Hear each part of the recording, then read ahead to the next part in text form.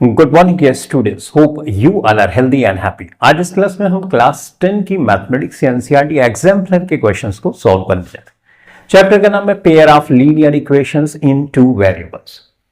Exercise 3.1 का question number 8 and question number 8 says the value for c for which the pair of equations cx minus y is equal to 2 and 6x minus 2y is equal to 3 will have infinitely many solutions। हमको पता करना है c की क्या value रखें कि हमको infinitely many solutions मिले।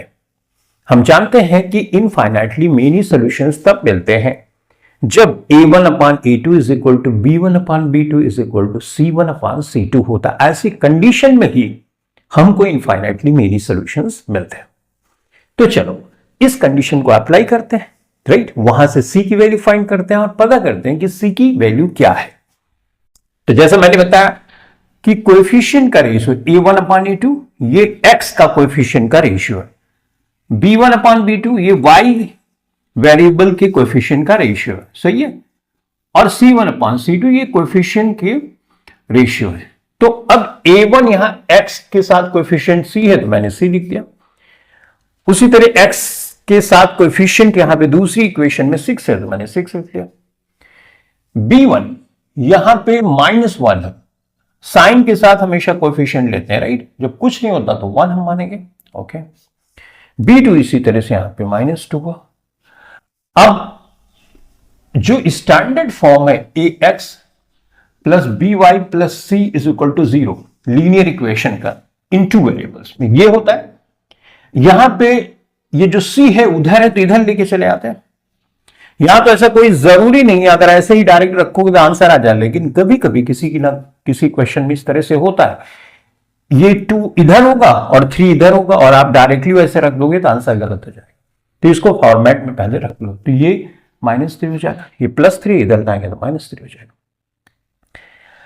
अब देखो जो इनफाइनाइटली मेनी सॉल्यूशंस की कंडीशन होती है उसमें ये रेशियो इसके बराबर होना चाहिए, ये इसके बराबर होना चाहिए। तो यहां ध्यान से देखो, अगर इसको माइनस माइनस करें तो 1/2 होगा, ये 2/3, 1/2 2/3 के बराबर ही नहीं, राइट।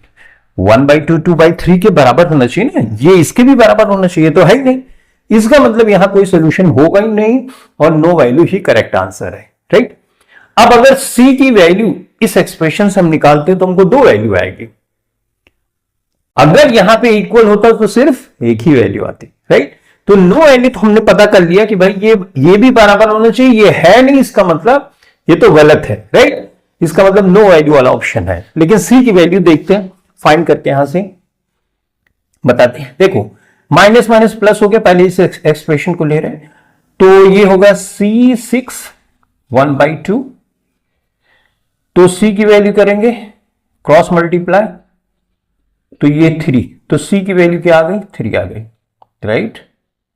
इस तरह से अब दूसरे एक्सप्रेशन को देखते हैं, इसको और इसको लेते हैं क्योंकि ये इसके इक्वल भी होती है किस केस में, इनफाइनाइटली मेनी सॉल्यूशन में।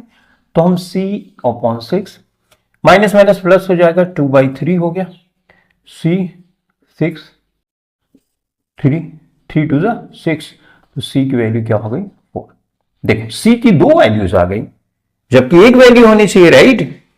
अगर ये इक्वल है तो इसकी वैल्यू 2 कैसे हो सकती है, करेक्ट। तो इसका मतलब हम नो वैल्यू वाले ऑप्शन पे टिक करेंगे। I hope you have understood the question as well as the approach by which we solve this question. In the beginning itself, we can conclude that the option no value is the correct option. To make you understand, I solved and find out the value of c.